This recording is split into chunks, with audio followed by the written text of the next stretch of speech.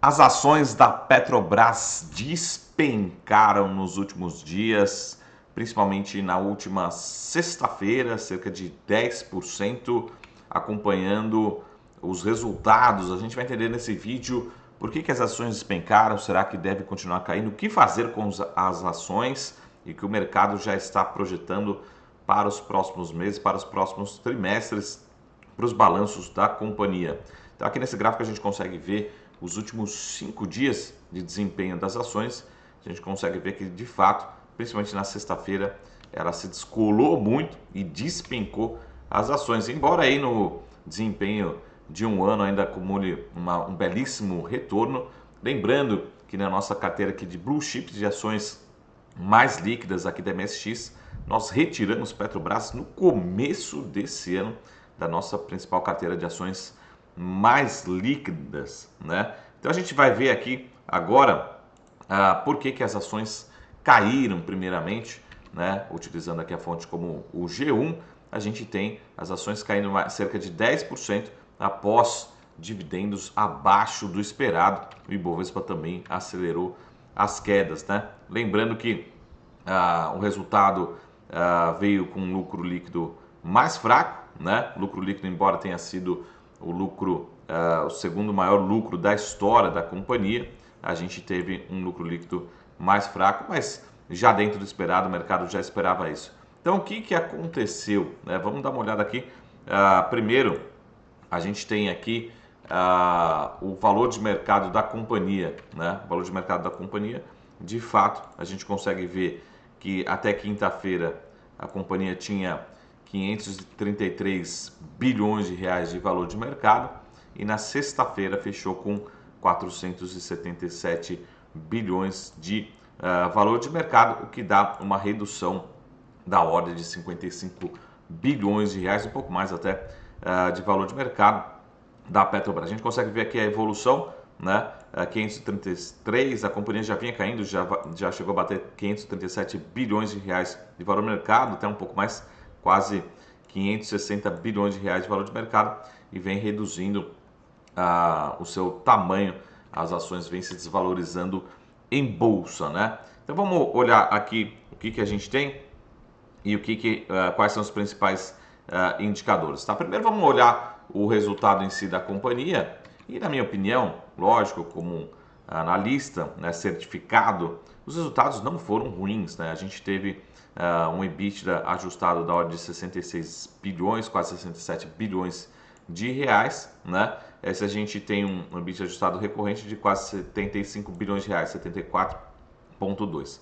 Mas eu sempre falo, a gente precisa olhar para esse principal indicador, para mim é o principal indicador de referência, que é a geração de caixa, né? A companhia continua gerando muito caixa, fluxo de caixa livre de quase 40 bilhões de reais, né? É lógico que por conta do efeito do Brent, né, do petróleo mais baixo, a gente viu uma ligeira queda, mas ainda um patamar muito forte. Então a companhia continua muito bem, muito saudável, gerando muito caixa hoje e com uma estrutura de capital aí bastante confortável, né? 0,85 vezes a geração de caixa operacional, a relação dívida líquida, ou seja, a companhia não está tão endividada assim, é um patamar relativamente saudável em termos de endividamento, tá? Onde que moram algumas preocupações que eu deixaria aqui? Esse número aqui, tá? Para mim sempre é importante o retorno sobre o capital empregado, né? Ainda é um patamar bastante forte, bastante alto, mas a gente vê uma tendência de queda, né? No quarto trimestre de 2022 a gente tinha 15,8% e no terceiro trimestre a gente tinha 15,5% e agora 11,5% e agora a gente tem 11,2%. Então aqui que começa a morar um pouquinho de preocupação se a companhia vai fazer investimentos e principalmente se vai fazer investimentos rentáveis. Não adianta nada fazer investimentos que destruam valor para os seus acionistas, né? Então precisa acompanhar muito de perto esses valores aqui, tá? Então geração de caixa, né, e retorno sobre capital empregado, tá? Não sou contra da companhia fazer investimentos, mas que sejam investimentos rentáveis e gerem valor para os seus acionistas. E aqui começa a morar um pouquinho de dúvida, tá? Vamos voltar então aqui pro relatório que a gente, o que a gente começa a ver, né, no mercado. A gente viu já na sexta-feira, algumas revisões, né, de recomendações por alguns analistas. Aqui eu estou falando do Bank of America, Merrill Lynch, a gente tem uma parceria global com eles. Então aqui vou mostrar um pouquinho do que eles já fizeram, né? Mas basicamente eles já reduziram a sua recomendação, deram um downgrade para neutro, né? Eles tinham recomendação de compra e agora passaram para neutro, ou seja, a recomendação anterior era de compra e agora a recomendação atual é de neutro. A gente viu várias casas fazendo isso e a Bank of America Merrill Lynch é uma delas, foi uma delas, tá? Então, principalmente por conta do não anúncio da distribuição de dividendos extraordinários. Você, pô, Marco, mas o que muda tanto assim a recomendação, tá? Basicamente, quando ele compara, eles acreditam ainda que tem um dividend yield projetado da ordem de 10% para esse ano. A gente tem uma projeção um pouquinho menor do que essa para esse ano, mas quando eles comparam, principalmente em relação a seus pares, né, 2024 e sobretudo 2025, vamos pegar aqui 2025, né, eles estão comparando aqui a Petrobras, ela começa a perder o seu atrativo. Então, caso o petróleo se mantenha na casa dos 70, 80 dólares, que é o que a gente espera para os próximos 2 anos, o retorno da Petrobras esperado é da ordem de 7%, entre 7% e 9%, tá?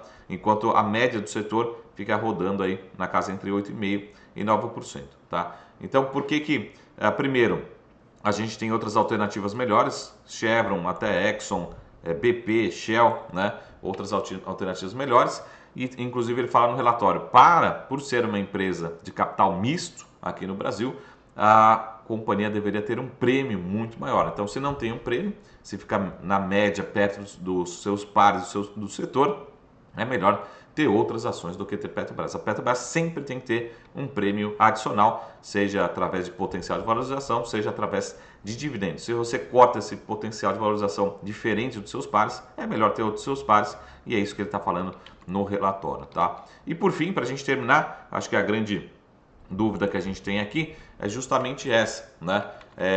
Utilizando aqui a fonte do Infomoney, a gente tem que existe essa possibilidade, né, segundo algumas fontes, de que o nosso presidente Lula poderia ter tomado decisão sobre dividendos na Petrobras e quer mais investimentos. Ficou muito essa dúvida, né? Talvez tenha essa preocupação nessa possível ingerência, lembrando que é uma companhia de capital misto, né?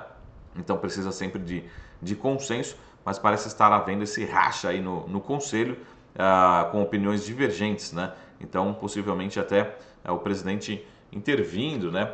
Influenciando nas decisões de investimento da companhia e também de retenção dos dividendos. Aí começa a gente ficar toda aquela dúvida de que a gente já viu no passado, preocupação da companhia voltar a fazer investimentos ruins, fracos, e como eu falei anteriormente, de trazer volatilidade e não trazer resultado, né, geração de caixa e retorno para os seus acionistas. Tá? Então não é só a distribuição de dividendos, é o que a companhia vai fazer e quem está influenciando essa decisão na companhia. Tá? Então essa informação que eu queria aqui passar para vocês. Fico um pouco mais preocupado, eu acho que não é a hora de tomar decisões ainda a companhia continua gerando bastante caixa, né, bastante dividendo, mas com certeza sobe um alerta aqui em relação ao retorno da companhia. Tá? Então, essas informações aqui são importantes para a gente fazer uma sensibilidade e para a gente decidir, mas por hora a companhia continua bastante saudável, né, com uma estrutura de capital saudável, e não acho que faça sentido tomar grandes decisões, mas com certeza, se você está com muito lucro, coloca um lucro no bolso, né? Aí nos últimos meses, aí se você está entrando em posições mais marginais, com maior cautela a partir desse momento, sobretudo após essa queda muito forte, pode ser que continue, né, esse mau humor ao longo dos próximos dias, tá bom? E a gente se vê em breve por aqui. Até mais, tchau!